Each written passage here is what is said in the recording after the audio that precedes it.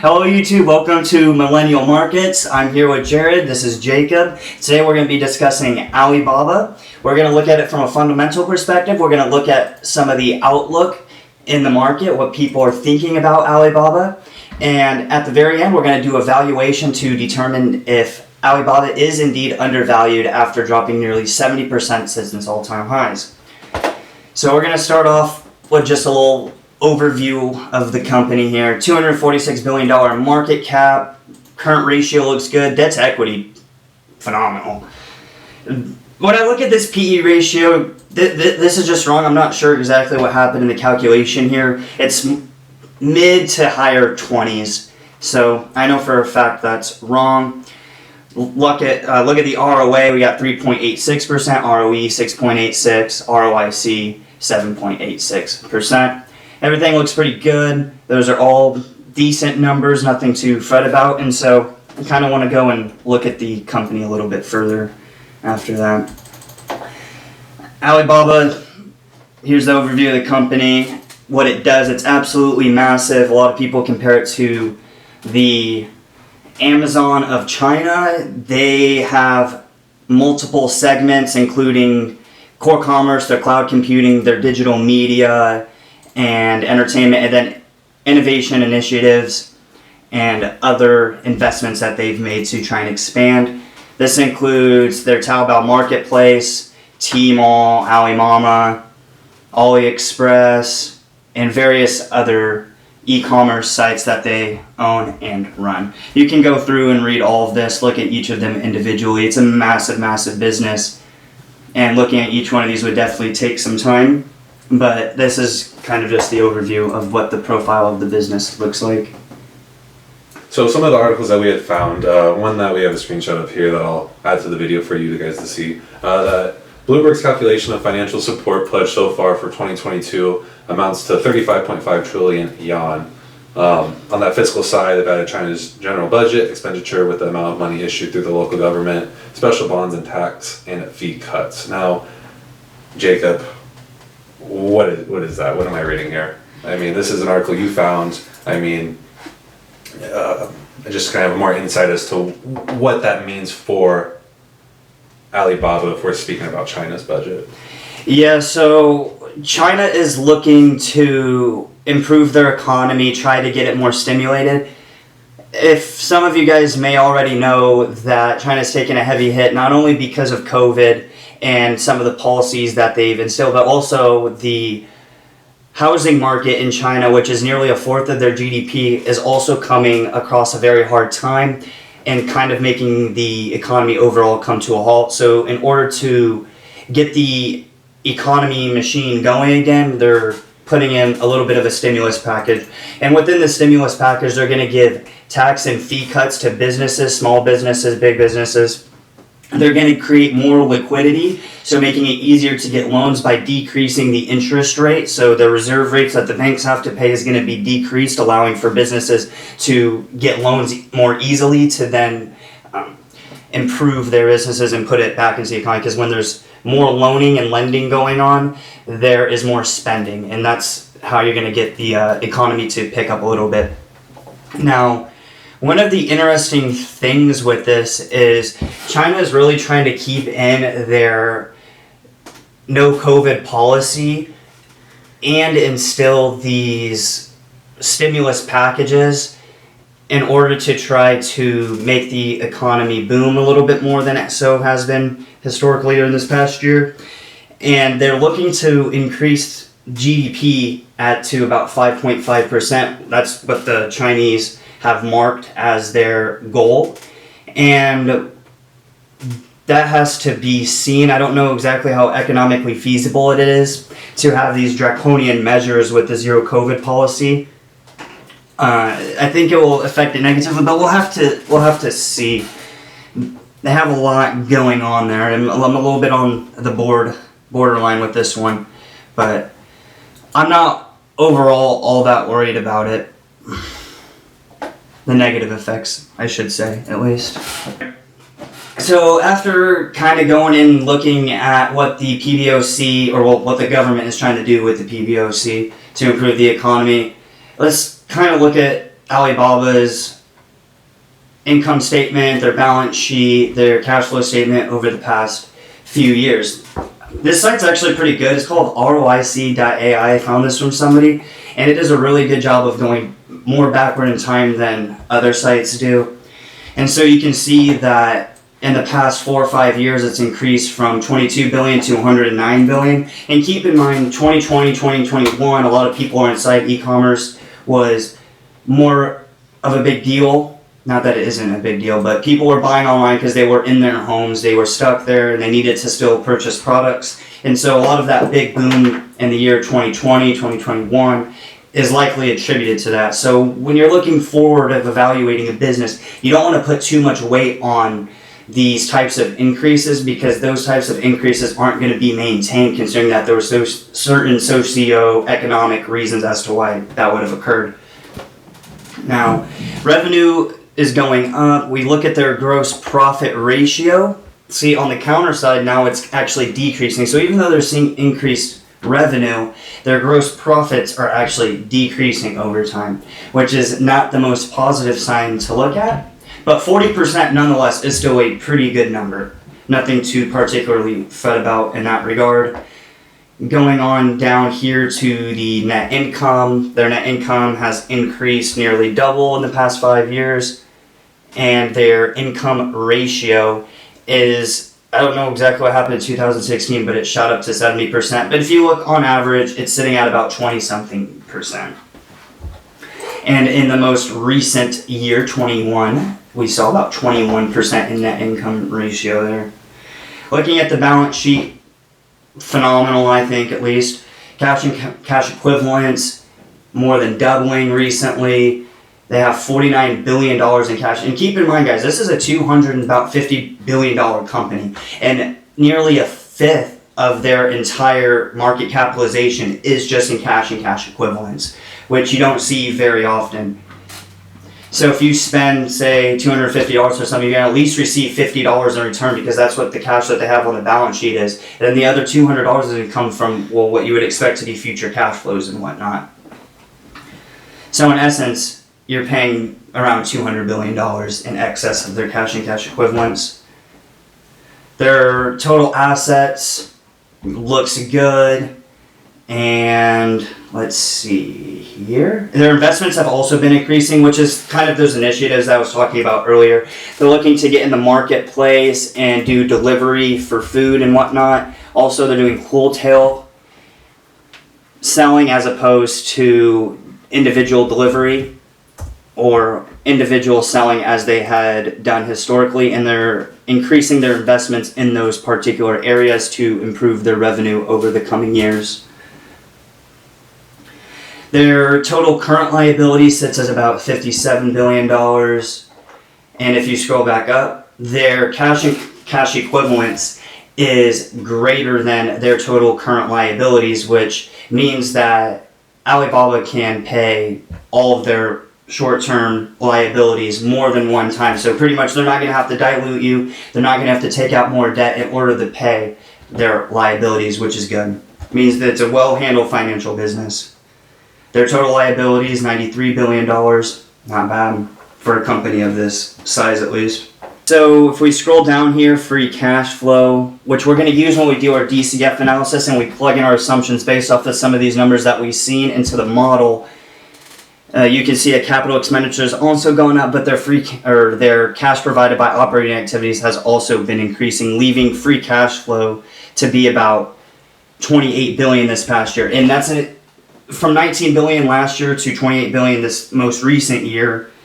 That's a huge improvement over a single year's time. And so again, when we plug this into the DCF, I'm not going to plug in a massive free cash flow growth number, because I just don't think that's going to happen. I think this was a fluke pretty much due to COVID. And we account for that when we're evaluating this business going forward. Now, so one thing that we noticed with this, you had explained to me how Alibaba is an ADR, and there's that fear that people have out there of delisting. Are you able to just give us a little bit more insight as to what separates that ADR from a normal stock we find in our market, and what you think of this risk of delisting is? Yeah, so when you purchase Alibaba, you're not actually purchasing shares of a company, well, shares of Alibaba in and of itself. What you're doing is you're instead buying receipts of a company that in turn invests in Alibaba for you. So you technically have no true ownership of Alibaba. Therefore, you really don't have any voting rights. In theory, you technically don't have any rights to their profits either. But ADRs have been around for decades. China has recently come out and said that they're not going to do anything about the ADR structure. They're going to keep it as it is. And historically speaking, when profits are received, the investors in those ADRs do receive those profits. And therefore, I'm not particularly worried about Alibaba as an ADR and China making it illegal to invest through or into their country through such means.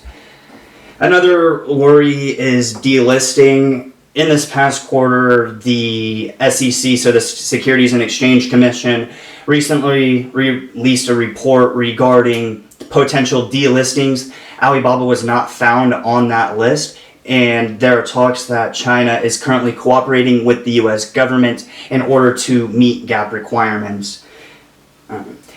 Looking forward, I really do see Alibaba, or any other Chinese companies for that matter, due to the Chinese government, will be cooperating with the United States diligently in order to meet the requirements, because it truly is in the best interest of China for them to do that.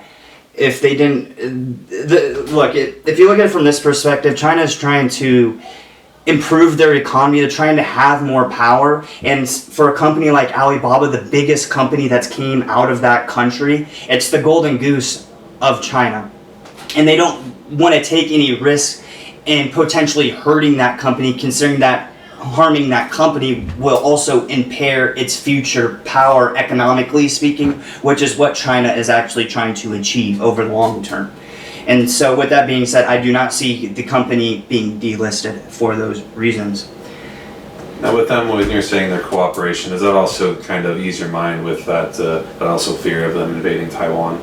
Yeah. So there's a whole lot of fear going on with China invading Taiwan, concerning the Russian invasion of Ukraine. With that being said, Taiwan is a completely different ball game. Taiwan actually has true economic ripple effects if it were to be invaded that is not near on the level of Ukraine. It's intrinsically speaking to the economy, it is innately important that Taiwan continues to manufacture and produce semiconductors, because that's the basis of a technological world. China, if they were to invade them, the West world would not be particularly fond of that and would in turn affect China more negatively than it would positively help them.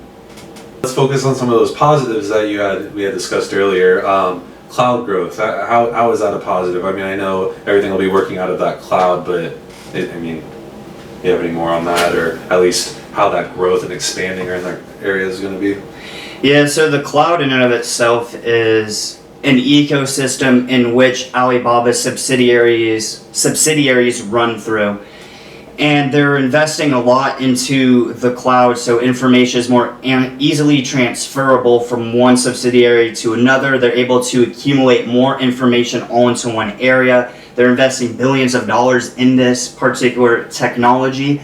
And once it gets up and running to a degree, the negative cash flows resulting from that, actually I think in the past quarter or maybe even two or few, they've actually seen positive free cash flows from cloud, if that's not mistaken.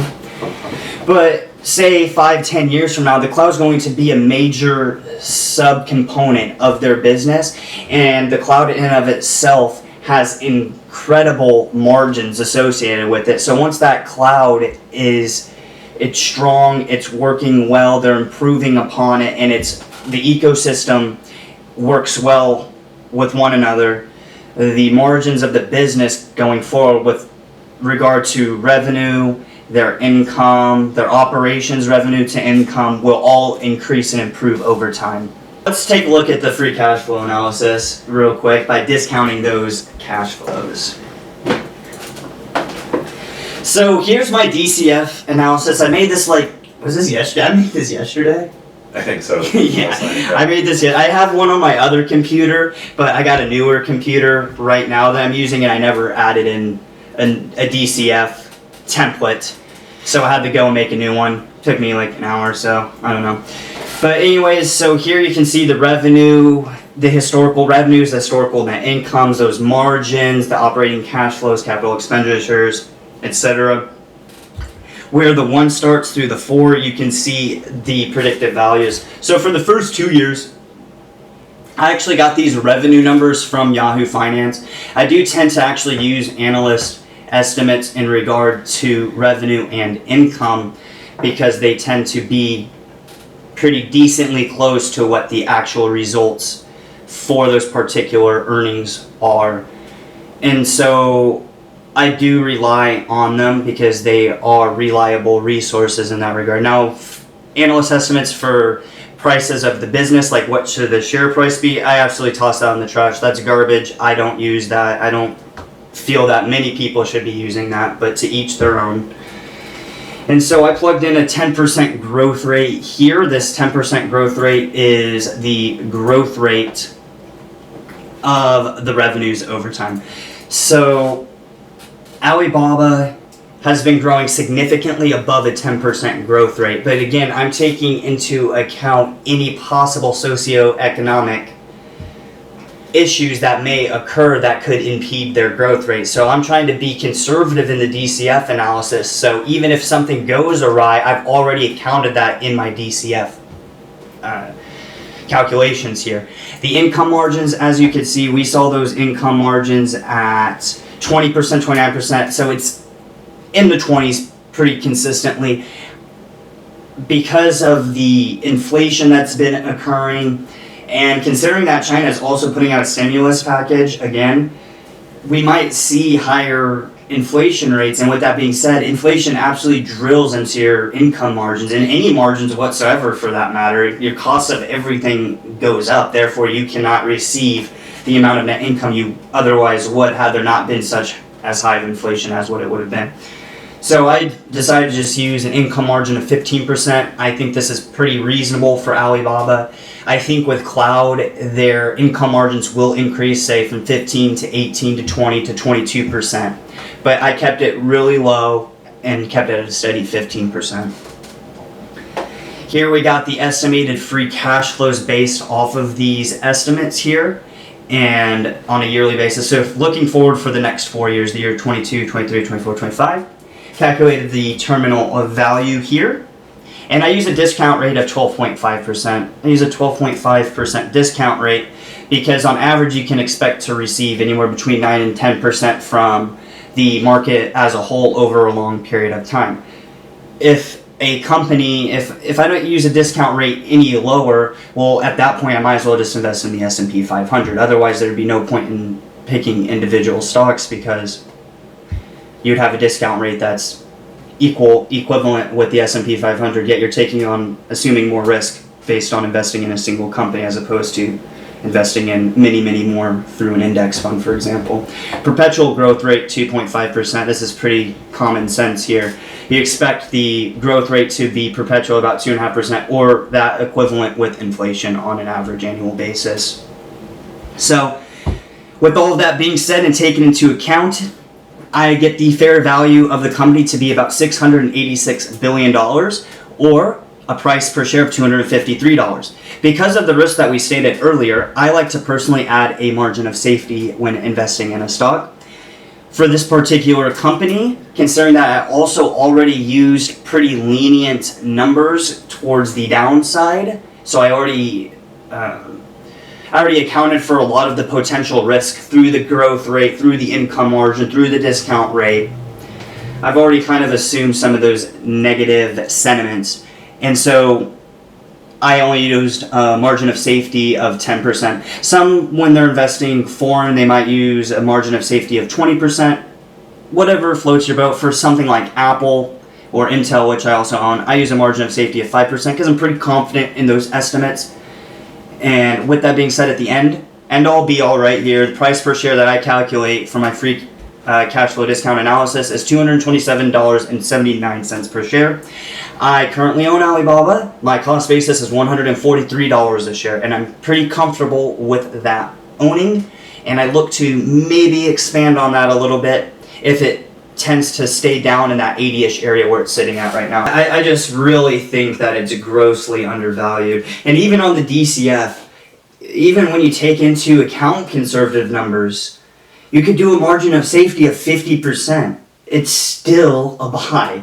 So like you're just absolutely shredding all this market cap for what I feel to be unreasonable, which is usually when I like to come in and buy a stock. I remember back when Facebook had that Cambridge Analytica? Is it Cambridge Analytica or Cambria Analytica? I don't know. I forget, that was years ago. Anyways, I remember I was following it in court and listening to Zuck speak. We all know how that goes. It's absolutely hilarious. If you guys never watch it, you could go back and watch it. It's absolutely gold with some of the questions they ask. Anyways, this stock tanked like 20-30%. And I was like, why? I mean, this is a huge overreaction in the market. Ended up buying Facebook stock and it ended up doing well. It's not always about whether the price of a stock jumps down and your DCF matches, that it tends to be or looks to be a fine investment, a value play. You also have to take into account whether it's justified or not. And in Facebook's case and in Alibaba's case, I feel that that's just simply unreasonable decrease in market cap for what I feel will improve significantly over time. And a lot of that stuff I don't even think will happen. Alright, Jacob, so if you have no more to add, I just want to say thank you guys for also tuning into this video. We discussed Alibaba and their balance sheet as well as some news articles. Wiseman, anything more to add? No more to add here, guys. As you know, I own Alibaba. I'll put a little bit more money into it if it tends to stay at this depressed price. And other than that, welcome to Millennial Markets. I'm glad you guys stayed put with us throughout this video, and I hope you have a great day.